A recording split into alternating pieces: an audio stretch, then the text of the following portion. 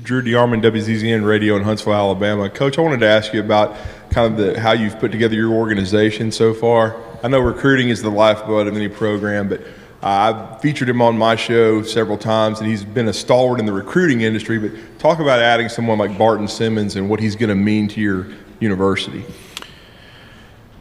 Well, I mean, you said it, recruiting's the lifeblood. And I think for us, recruiting at Vanderbilt looks different than recruiting anywhere else. And that's not a bad thing. We see that as an advantage to us, but we have to take that attitude towards it. I mean, his intelligence within recruiting, the outside-the-box thinking, seeing it from a different perspective, not just, again, regurgitating a model from somewhere else, but saying, how do we do this with impact and effectively at Vanderbilt? He's been fantastic, and the great thing about it is, there's only going to be growth in that role because it is different, right? I mean, he's going from being outside to being inside, and so now you start talking about managing systems and scouting and people. There are layers to that, but we're excited and feel like we're heading in a great direction with recruiting, and that flywheel slow turn is building momentum. Well, and I want to ask one more thing about it. Does it help though he was also a Yale guy? In other words, at a high academic institution like a Vanderbilt? Well, more than sure. I think indicative of his abilities as a thinker, an analyzer. I mean, he's a smart guy. Smart people figure things out. We have fun, and part of we had a friendship that goes back to middle school. That's not why he's here, though. I mean, this was born of our conversations when he was still an analyst and I was a coach throughout my career, where we would just talk about what are the measures that are important, what are the matrix that we need to use or that are effective or impactful in evaluating, projecting growth within a player. And to have those conversations now in the office are a lot of fun. So, we feel really good about it and feel like, again, there will only be growth in that area for us, which is exciting. Coach, to your right, front row. Hey, Coach. Chase McCabe, ESPN 102.5 The Game in Nashville. A lot's been made about having your players earn their number, earn the logo on the helmet, go through that reset that you've talked about. How rewarding has it been to see these young men go through that process and grow as individuals, but also grow as a team? It's been probably the most rewarding thing that I've experienced in my career, I think. Just, we do these things for us. They're not for anyone else. We understand the context and the significance of what we're doing, and we're trying to create something special that's shared, it's together. And you don't have to train people to be selfish anymore, but you have to we all need training to be unselfish and to think of others before ourselves. The jersey number idea wasn't something that I had my mindset on, anytime I was going to get a head coaching job, this is what I do. It was more about seeing the need and filling the need and knowing that this team needed a reset at a level where we stopped identifying ourselves through things that don't matter and started to identify as teammates first, as workers second, and as a collective effort that's charging towards a common goal. And so what we've seen as they've earned their numbers, what we saw when they earned their way into the new locker room, is the excitement, the exuberance, the spirit of a team that's on a mission. And we'll continue to do that, and it starts with me. My players know well that there's not one year in my 16 of coaching that validates me for this job. I don't deserve it. I have to earn it, and that's every day. And so even those that have earned the number, it's not an ending for them. It is truly a beginning, and now they're to pull their teammates to their jerseys too. Coach, to your right, front row. Coach, Tyler Shaw with KBTX in College Station. When you look at your year one, what would you say your main focus is in order to start turning the program around?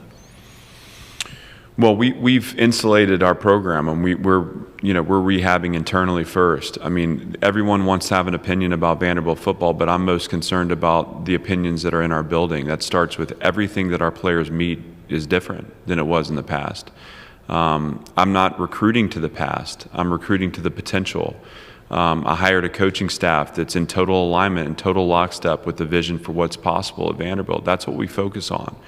And what I need is a team that sees that vision and works to actualize that vision every single day.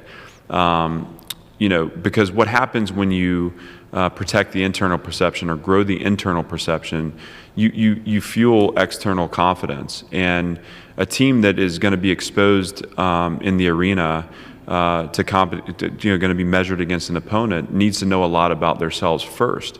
And so that's where the focus, that's where the effort's been. And every day we're a work in progress. Every day there may be a new need or an adjustment to what we're doing, an adaptation, just to get this team in position to be the best it can be in 2021. Coach to your left on the second row. Alex Scarborough with ESPN. I'm curious what you remember last year from Alabama tight end Jaleel Billingsley. But beyond that, the tight end position, how do you see the growth there in dynamic playmakers that we've seen the last few years and what they do to a defense? Billingsley was fantastic and was incredibly challenging to defend because he had skills that made him really hard to cover, but he was physical enough to block and create problems in the run game. The tight end position is a position that can be a game changer. That's a big target in the red zone. Again, anymore that becomes a threat in space. And as you nickel out and teams will move tight ends to receiver positions now, and maybe you have a 5'10" guy on a 6'6" guy. I mean, it can create a lot of issues. Certainly that's a position we're interested in recruiting at a high level. We feel like there are plenty of tight ends in our footprint that are looking for what we offer. And it's a place where a tactical advantage can be gained on the field. And so, at Notre Dame we had a number of really good ones there too. It's as a defensive coordinator, it just creates a lot of challenges for you. Coach to your right, second row. Chrissy Freud, Sports Illustrated. What are your expectations for Ken Seals specifically, and does he remind you of any other quarterbacks that maybe you've seen or coached in the past? Well, right now my expectation is that he competes for the starting job. I mean, we have Jeremy Musa and Mike Wright that are going into fall camp for the best man to earn it. That's not to take anything away from Kenny, but it's also to say that if we're going to be in an environment that everyone's to earn it every day, that needs to be a part of our mantra heading into position battles too. Kenny had a great winter and spring. I think he's developed as a leader. I see his confidence increasing. He has the ability to, with his athleticism, to extend plays and to convert first downs. And he has arm talent, and I think those two things at Vanderbilt are going to be at a premium. But I would be remiss if I didn't say that, Mike Wright has developed so much through the spring. He had a terrific spring game. And I'm really excited to see what he's capable of this fall.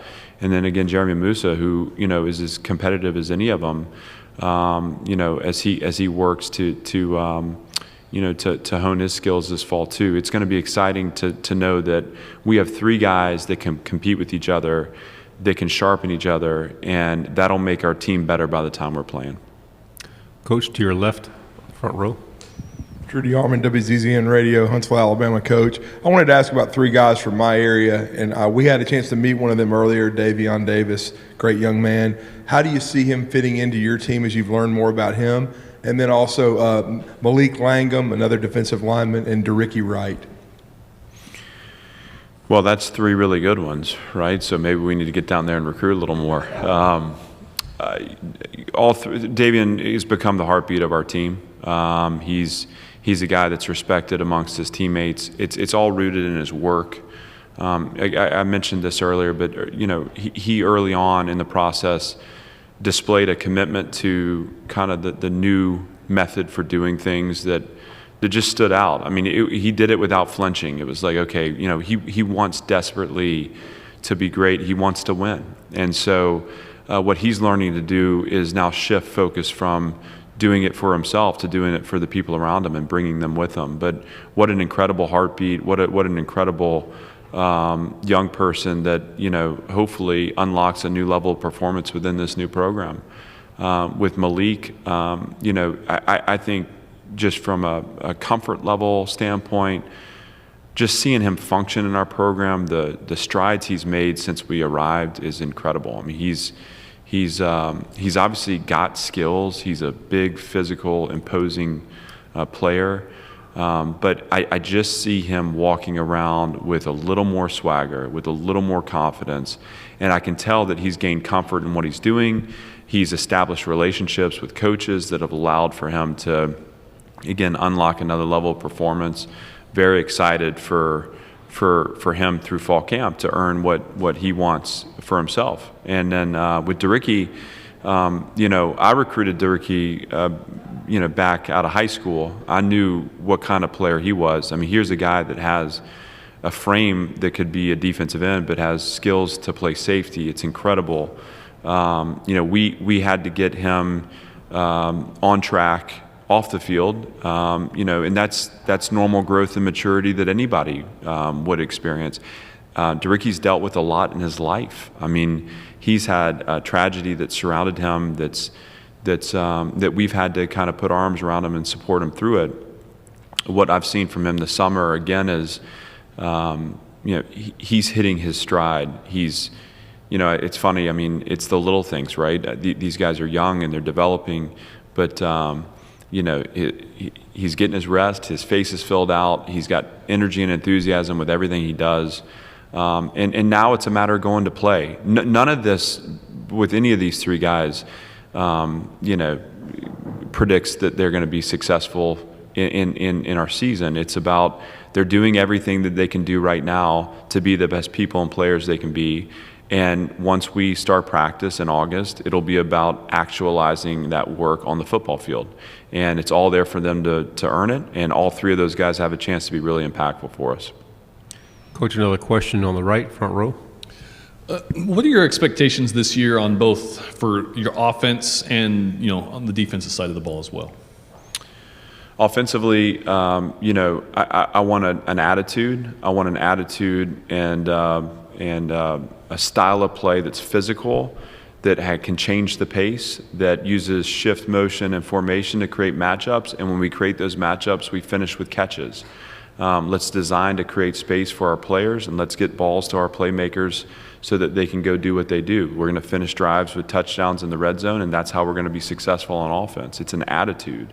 On defense, obviously, I mean, if you turn the film on and watch a defense play, it's all about being effort-based. It's about knowing your structures, but it's about playing really, really hard, playing harder, longer than your opponent. And so it's the swarm of the football. It's multiple hats at the finish. Again, we have to be structurally sound. We have to know, how we design defensively around the opponent's strengths. But I want to see 11 guys that are playing together and playing hard. And if we can do that, we're going to be competitive, and we're going to be in those close games late that a high-character team will win. Final question, Coach, here on the right, front row. Coach, you went to Vanderbilt, played at Vanderbilt, so you know what that is like. To see the financial commitment that's been made from the university, the support of Chancellor Diermeyer and Dr. Lee, how does that make you feel, not only as the football coach, but as an alum? Proud. I'm proud. I think as the coach, it makes me excited because, the fact that I could be responsible for this program in a moment where you have this alignment of leadership and resources. I mean, to work for Chancellor Diermeyer, to work for Candace Lee, Tommy McClellan, the leadership in our department. I mean, it's personal to Candace, and I like that. I relate to that, we want so desperately for this program to reach its potential. Chancellor Diermeyer with the big vision and the big push, and it takes that. I feel so lucky to have someone in that position that is supporting and pulling for our program. And so as the coach, I'm just excited. As an alum, I'm very proud. This is long overdue, but we have a chance to do it right. And so part of my responsibility in this role is to ensure that this facility gives us relevance for a long time. And I'm determined to do that, but so excited about the vision for it and what it can be.